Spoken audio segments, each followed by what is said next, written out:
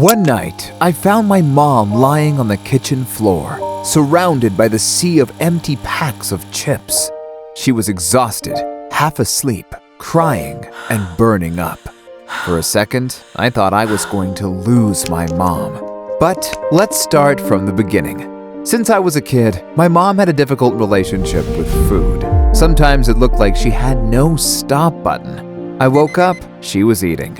Watching a late-night show, she was eating. Getting ready for bed, eating. But the most dramatic turn of events started a year after my little sister was born. My mom weighed about 230 pounds. It was Halloween. I was a mama's boy, so I wanted us to go as a Disney prince and princess. That day, she fit herself in a tight dress, and we went to trick or treat. I could see her being uncomfortable with every move. After an hour, my basket was full of candy. I was swinging it back and forth when it just slipped out of my hands, and the candy poured all over the street. My mom bent to pick it up, and I heard a loud tear. The horror on my mom's face. She just sat down there on the street, trying to hold on to her dress, tears running down her face while she muttered, "I'm not a princess, I'm a pumpkin." I took my jacket off as a gentleman, even if it didn't cover even half of her back, and we walked back home. But that day changed everything.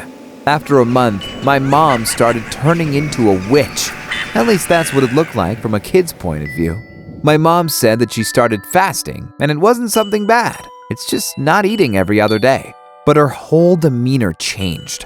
Even on the days where she was allowed to eat, she was barely touching the food. One evening, I was fighting with my little sister. She was jumping on my bed. I got frustrated. We shouted at each other. Honestly, the usual. But suddenly, my mom burst out into the room and shrieked, "Shut it!" I never heard her voice reaching that high pitch. I got the shivers. She grabbed my hand, and at that very second, Dad walked in to try and calm her down. Mom looked at him, burst into tears, and ran straight downstairs.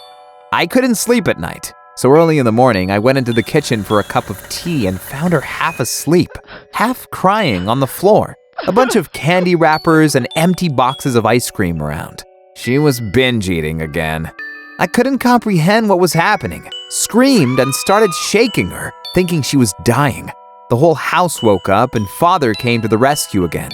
We didn't talk about it. A couple of days later, she seemed a little happier, sat me down, and gave me the good news. I'm going to have another sibling. She's pregnant! Honestly, I wasn't that happy at the moment. My little sister was annoying as hell.